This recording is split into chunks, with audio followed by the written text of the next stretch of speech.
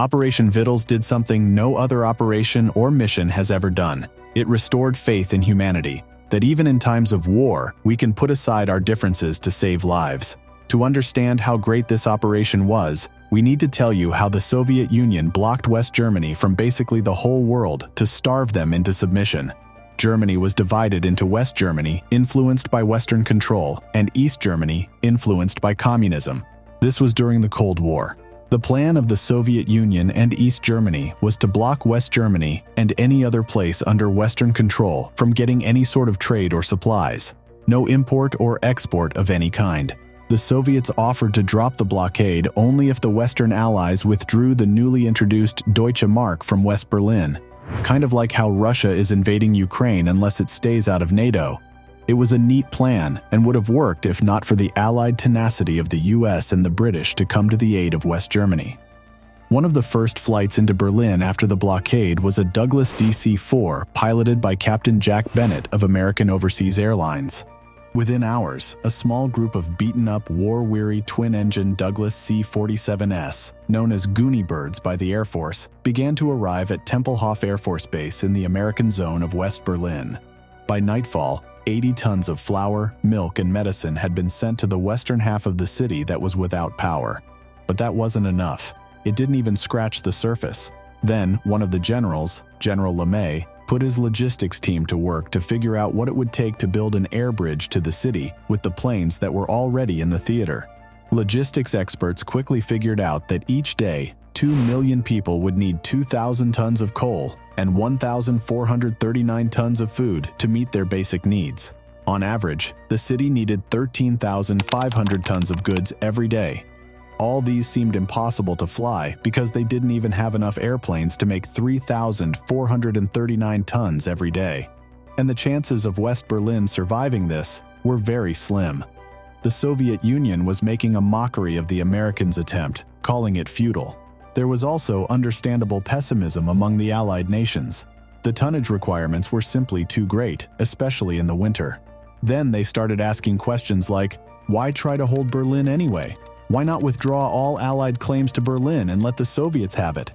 But it wasn't about winning a war, but about saving lives and not letting people die of starvation. They pressed on, and before they knew it, they started getting more support in terms of plans and supplies for West Germany. Within the first 10 days, the number of tons delivered daily increased. More than 1,000 tons of goods had been sent to Berlin, including the first shipment of coal, which was put in GI duffel bags. News outlets all over the world were paying attention to the effort. The press loved how pilots who used to work at desks were now flying around the clock, doing everything they can just to keep the city alive, and despite running into bad weather or challenges, it didn't stop them. In January, more than 171,000 tons were sent, but fell to 152,000 tons in February.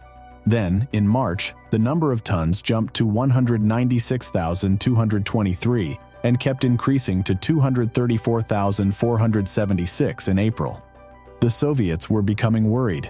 In such one day, a record of 1,398 flights carrying 12,940 tons were made. A record that still holds, as no other air unit has done that. And the record was set without a single accident or incident. That day showed the Soviets that the Allies were determined to stay in Berlin and that a further blockade would not work. The loophole in their perfect plan was exploited. The four powers got down to real talks, and a deal was made that was good for the Allies. At 1 minute past midnight on May 12, 1949, the barriers were taken down. A military train from the United States left for Berlin, the first truck left Berlin for Hanover, a private car left Helmstedt for Berlin, and soon after, the first ship arrived in the West Harbor of Berlin. The airlift didn't end until September 30th because goods were still being stored in case of an emergency. Captain Perry Immel flew the last airlift flight, which was the 276,926th one. After 321 days of operation, a total of 227,655 people flew into or out of Berlin, and 2.3 million tons of mostly food and coal were shipped at a cost of $345 million to the Americans, 17 million pounds to the English, and 150 million Deutschmarks to the Germans.